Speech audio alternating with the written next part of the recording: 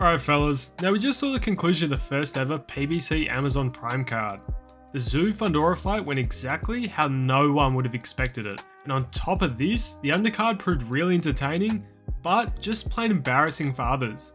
Now we need to talk about the spectacle that was this card. Let's kick off talking about the main event, Tszyu v Fundora, what was meant to be Tszyu v Thurman. Now if you didn't see, Tszyu suffered a major cut on top of his head, basically blinding him from the end of round 2 onwards, with the fight going split decision in favour of Fundora. From the 2 rounds we saw of Tszyu actually being able to see, his game plan coming in seemed pretty potent. He was successfully keeping the outside of the foot and keeping on top of the jab and slowly getting a few power shots to the head of Fundora, with Fundora finding it incredibly difficult to manage. Yet once the cut happened, all of this went straight out the window. Tszyu was basically unable to see at all, as a result not being able to effectively execute his game plan. Fundora was able to establish his jab. Tszyu was also trying to parry the shots while also trying to wipe the blood out of his eyes at the same time. It was really just a nightmare situation for Tszyu. Tszyu for the rest of the fight struggled to establish anything more than just single power shots, as shooting combinations seemed difficult and susceptible to counters, especially when not being able to see what's coming at you. Additionally, it shouldn't be understated that Fundora also had blood streaming from his nose and mouth, which posed its own issues, making it harder for him to breathe. So Tszyu wasn't the only one with blood issues. I think the question has to be pointed to the corner of Tszyu. How under-equipped were they for the situation? With the commentary the whole fight criticising the medication that the corner did not seem to have or administer. Because with the cut-free Tszyu, I think we would have seen a completely different fight. Yet all congratulations to Fundora, becoming the first brother-sister champ I think in history. Now I think we turn to what's next for the pair. Well, if there's a rematch clause, I assume they'll be activated immediately. It'll be interesting to see if a potential fight is either fought in Australia or the US. If Fundora somehow manages to avoid the rematch clause, or there isn't one present, I would say he would desperately try to avoid any rematch, and rather take a big money match against either Spence or Crawford, with the promo for a potential Spence fight kicking off at the end of the bout. Yet for Tszyu, he'll want the rematch as soon as possible, and I think that's how it will go. But if not, the big question is, where does he go from here? If Fundora fights Spence, I doubt Tszyu will fight Crawford. Yet Crawford is now the mandatory for the WBO title, as decided by the WBO president. So if Fundora will match up against Crawford, it can open up a Tszyu v Spence matchup. Yet for both Spence and Crawford, they would have preferred a Tszyu matchup, because that's just plain where the money is.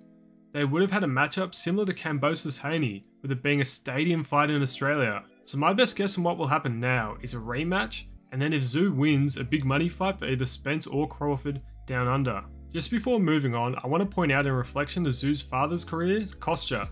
In one of his first big US headliner cards against Vince Phillip, Tszyu was massively upset and knocked out, but he still went on to become unified world champion in the future and have the biggest wins of his career still ahead of him.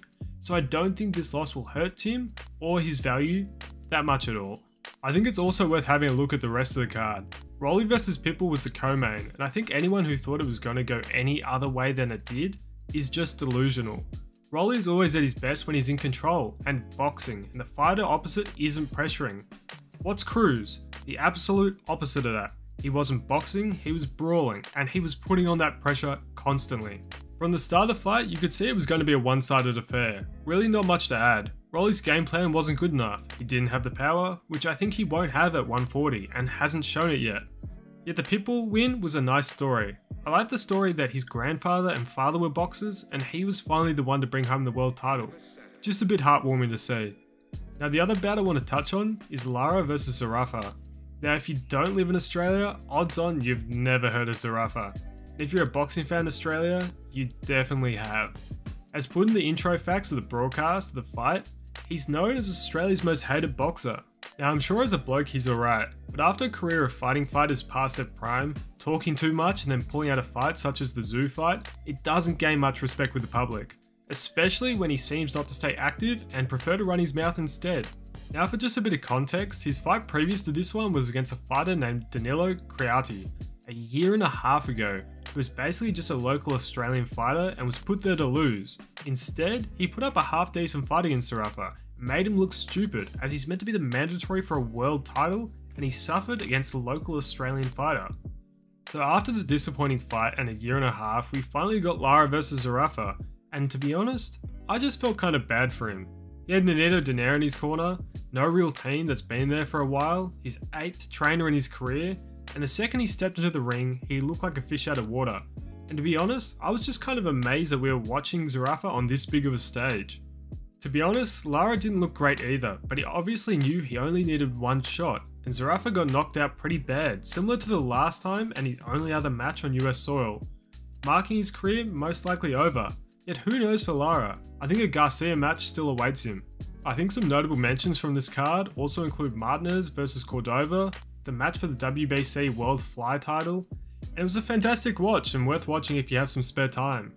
Ex-Tszyu opponent Mendoza lost against a name I won't butcher for the interim WBC light middleweight title, and finally big name prospect Kamel Moten picked up another win by a unanimous decision, which was the first time he's gone the distance.